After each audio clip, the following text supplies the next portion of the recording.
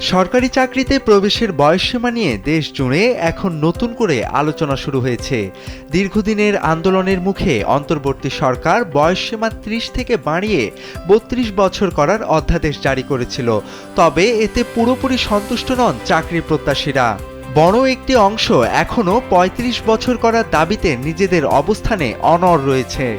সম্প্রতি সংসদীয় কমিটির বৈঠকে ৩২ বছরের অধ্যাদেশে সম্মতি জানানো হলেও আলোচনার কেন্দ্রবিন্দুতে ছিল ৩৫ বছরের প্রস্তাব। জামায়াতে ইসলামের পক্ষ থেকে বয়সসীমা ৩৫ করার জোরালো দাবি তোলা হয়। এর প্রেক্ষিতে সরকারের পক্ষ থেকে জানানো হয়েছে, বিষয়টি নিয়ে সব মহলেই ইতিবাচক মনোভাব রয়েছে। প্রয়োজনে এই প্রস্তাবটি নতুন একটি বিল হিসেবে সংসদে উত্থাপন করা হবে।